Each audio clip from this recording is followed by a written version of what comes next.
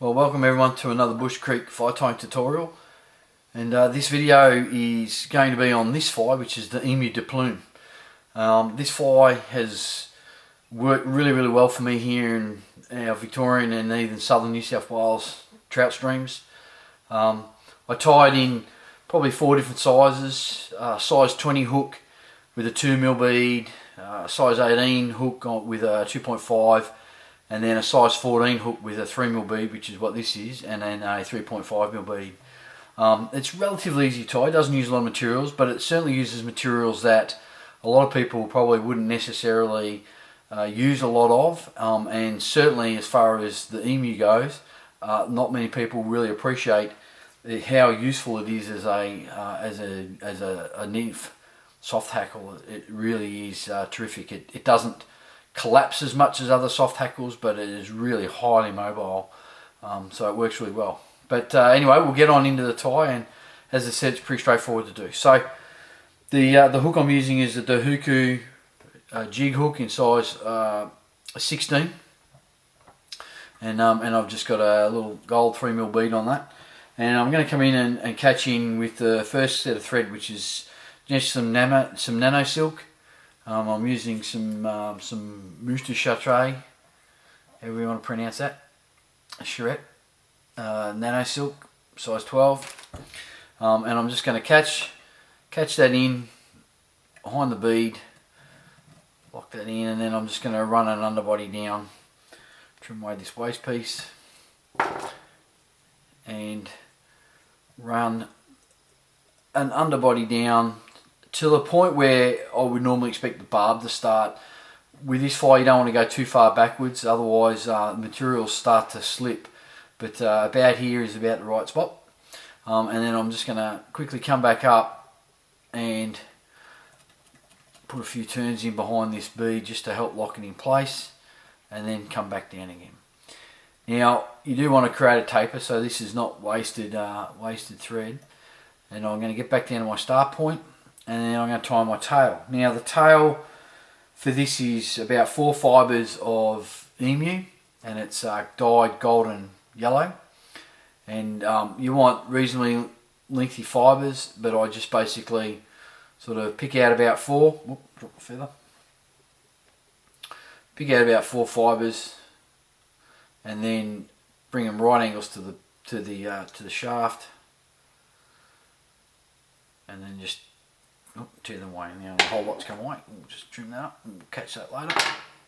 So squeeze the ends together so that I've got a pinch of about 4 barbs of emu, and I'm going to catch that in at the butt, and I want the tail length to be around about the body length, and then I'm just going to tie the rest of this in and secure those tails down. So while I'm here, I'm just going to work on this space between where the butt of the fibre is finished and the bead, just to make sure that I maintain a taper forward to the bead. And I come back a couple of turns and then tie in the next material. So I'm using gut here, but for this particular fly I use this, which is suture gut, plain gut. This one's size 3A. Which is about the right size for these flies, and you can buy this online. If you can't get this or don't want to get this, then you want an extra small natural gut material, is what you want to do. And I want to catch this in on the far side of the hook. So for me, I'm rotating my vise. If you don't have a rotating vise, then you just need to try and work out how you're going to catch it in. I'm going to catch it in on the far side, and then secure that gut down in touching turns all the way back down to where I originally finished the body. Just going to come back up, making sure that is really well tied in, and I've maintained a taper in the body. And once I get to that point, secure the gut out of the way, and then I'm just going to park my nano silk out of the way there, and bring in the underbody material, which is Gutermann's sulky tinsel, sort of a speckled, it's a light gold, I guess. I'm not too sure exactly what colour you would call it, but it's a light gold, it's not a really gold colour. And so I'm just going to come in behind the bead here, catch this in, and start running this down. Now you want touching turns, but it's not essential that they are absolute touching turns. The biggest thing with the Gudemans, because it's slippery and so is the gut, you actually want this tinsel to stay relatively flat to the body. So avoid too many twists, if any, and then back it off and just take your time and make sure that it's nice and smooth and that it's stayed flat. Then bring that back up to the bead. From here, I'm just going to bring my nano silk forward. It's all going to be underneath something, so it doesn't really matter if it comes over the top of the tinsel. And then I'm just going to catch this in with a couple of turns directly behind the bead, a couple to lock it, and then trim that tinsel away. Now what I normally do here is, just to be sure, is I just do a half hitch or a one whip finish just to lock that thread there, so that when I'm wrapping the gut I don't bounce it around. So from here, just bringing the gut in underneath the hook and over the top at the butt, and then it's just touching turns with this gut all the way back up to the bead. Now this is why you want to taper down towards the base, so that as things come on they slide back in against each other, and you want it smooth. Now I can see here, just in here, there's a bit of a gap, but that's not really a big issue. It doesn't really matter if there's slight gaps between your wrappings. You don't want too many, you don't want it too big, but the odd one probably here and there is not really gonna, or it doesn't really matter too much. So I'm going to bring the gut all the way back up to the bead, nice and firm, and then I'm going to catch that in 2 or 3 turns, and then a couple in front just to help lock that. Come in with my scissors and trim the remainder of that away. Now from here, what I normally do is a couple of turns just to lock it, and if I was doing a batch of these, then I would go to this point and do them all to this point, and then park them, and then come back and do the hackle. So you're getting a bit of a rhythm and a bit of a process. But for the purposes of this, we'll just keep going. But at this point, this is where I would normally trim the thread away and move on to the next body fly, so that way I can move through it all. But that's the body done, pretty straightforward. So moving on to the hackle.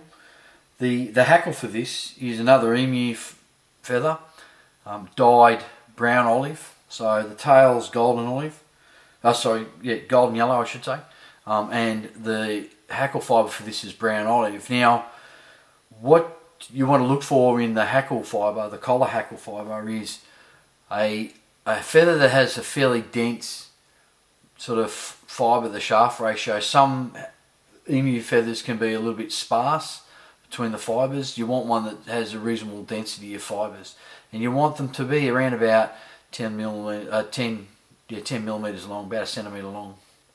So all I do here is essentially just capture in using a clip of some description, and you want, around about 20-25 mil, so about this much, and then I'm just going to trim that away from the stem, a pair of scissors,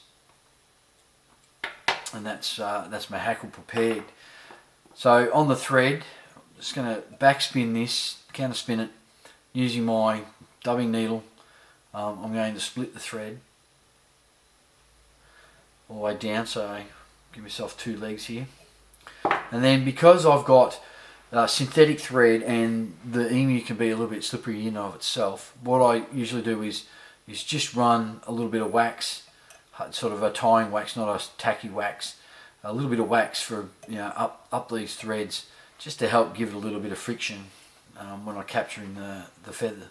So with my clip, I'm going to come in, bring it in between the 2 lines of thread, and then draw that down. And I want the thread to be about 1 millimetre away from the butt of the fibres, and then I'm just going to spin my bobbin again clockwise and start to capture all this thread back tight. Just winding that up. Bobbin one doesn't want to play the game today, but anyway.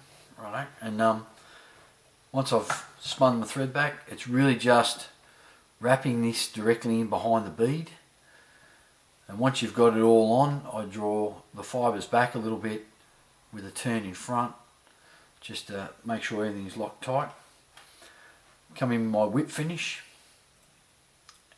and 2 or 3 turns directly behind the bead, pull it firm, and you'll see how all the fibres draw themselves forward again, which is exactly what I want them to do. I want them to come down the seat behind the bead. Another couple of turns just to be sure.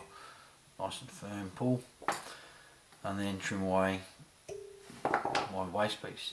And that is the Emu de Plume. And really nice, buggy, effective fly.